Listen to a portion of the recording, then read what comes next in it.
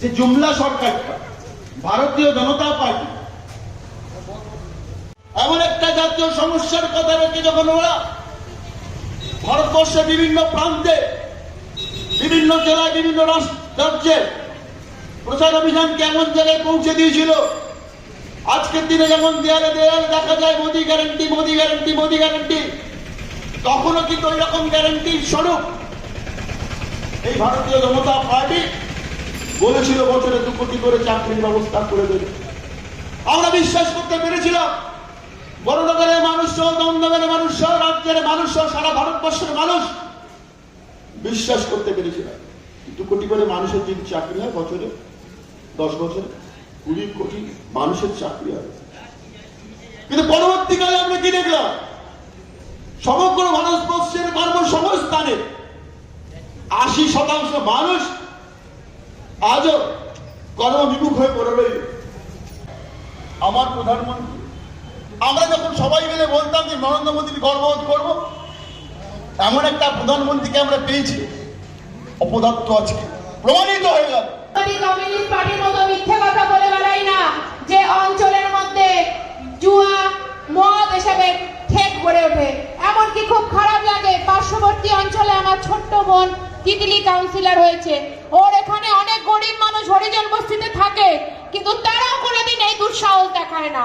কি করে বলে গেলেন একজন প্রার্থী হয়ে এই কথা? এই তো ভারতীয় কমিউনিস্ট পার্টির এই তো নমুনা।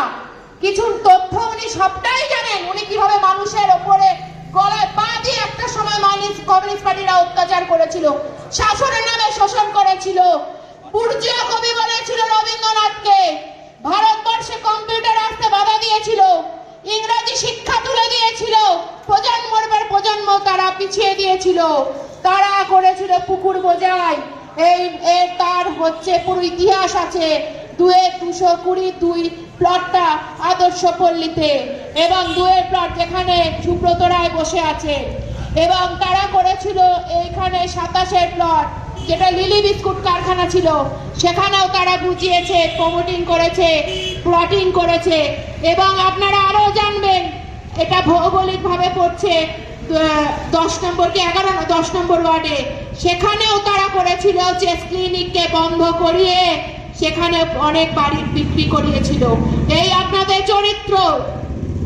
আর একজন প্রার্থী আসছেন আমাদের, তো ওই বাচ্চা মেয়েটা সায়ন্তিকা, হ্যাঁ বাচ্চা বলবো, আমার থেকেও ছোট বোন, সে তো মানুষের কাছে যাচ্ছে, নম্রভাবে শুনছে, মানুষকে জড়িয়ে ধরছে, বড়দের পায়ে প্রণাম করে কথা বলছে, কোথায় কি সমস্যা জানছে। আজকে আমার এই রাস্তাটা আমরা ফান্ডের জন্য করতে পারিনি। আপনারা জানেন যে কিভাবে আমাদের অর্থনৈতিক বঞ্চনার শিকার হতে বাধ্য করছে এই তুগলুকি সরকার, এই জুমলাবাদ সরকার, এই ভারতীয় জনতা পার্টি সরকার। আর একজন প্রার্থী আসছেন, খালি মানুষের কাছে গিয়ে বলছে জল আছে, জল খেয়েছেন, জল নেই, জল জমেছে। উনি যেন জলের মধ্যে থাকেন, খুব ভালোবাসেন। আমার মনে হয় ওনার কি বলবো, আর বলতেও একটা কথাগুলো হাসি পায়। উনি জলে জলে জলে জলে যেন উনি ভেসে যাচ্ছেন, কারণ উনি বড়নগরে এসেই না ভাবতে পারেনি যে এরকম হবে।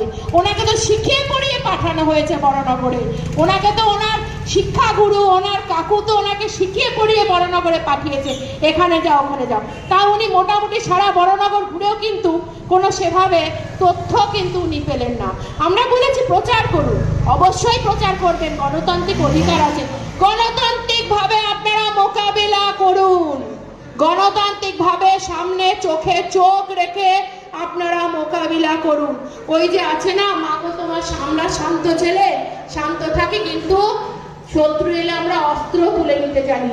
সামনে মারা বসে আছে, আমার লক্ষ্মী মারা, তারাও জানে কিভাবে তাদের অস্ত্র তুলে ধরতে হয়।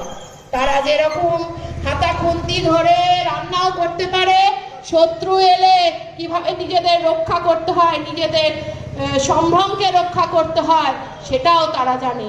তাই মিথ্যে কথার ফাঁদে এখানকার জনগণ পা দেবেন না, একদম পা দেবেন না। সামনে যারা গরিব মানুষ, এই হরিজন বস্তি, তারাও কতটা উপকৃত হয়েছে, তাদের উদ্দেশ্য বলো, তোমরাও ভাই কোনো ব্যাপারে তোমরা কোনো ফাঁদে পা দেবে না।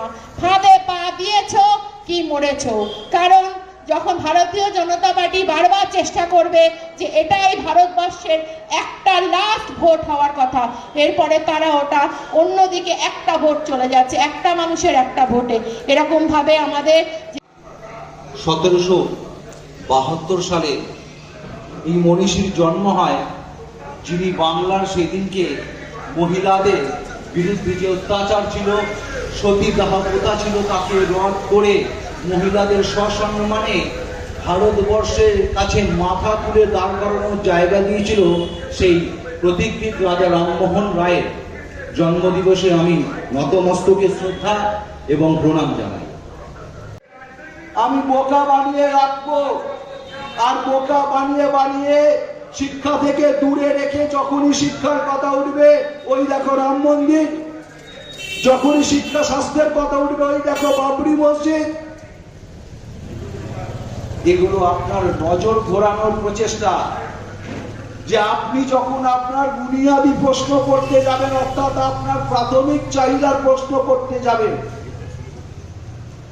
দুর্ভাগ্য এটা যে ৭৫ বছর স্বাধীনতার পরও আজও মৌলিক চাহিদাগুলোর আমাদের সম্পূর্ণ হয়নি। কিন্তু যেটুকু সম্পূর্ণ হওয়ার ছিল সেটার থেকেও নজর ঘোরানোর জন্য বারংবার আপনাকে মন্দির মসজিদ, পাকিস্তান, আফগানিস্তান, চায়না, কখনো হিন্দু মুসলিম, এ কোন রাষ্ট্রে আমরা বসবাস করছি?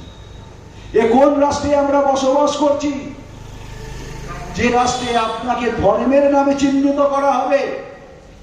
নরেন্দ্র মোদী ভুলে গেছে এটা ধর্মপ্রধান দেশ নয়, এটা কর্মপ্রধান দেশ। তাই আগাম করে দেওয়া হচ্ছে।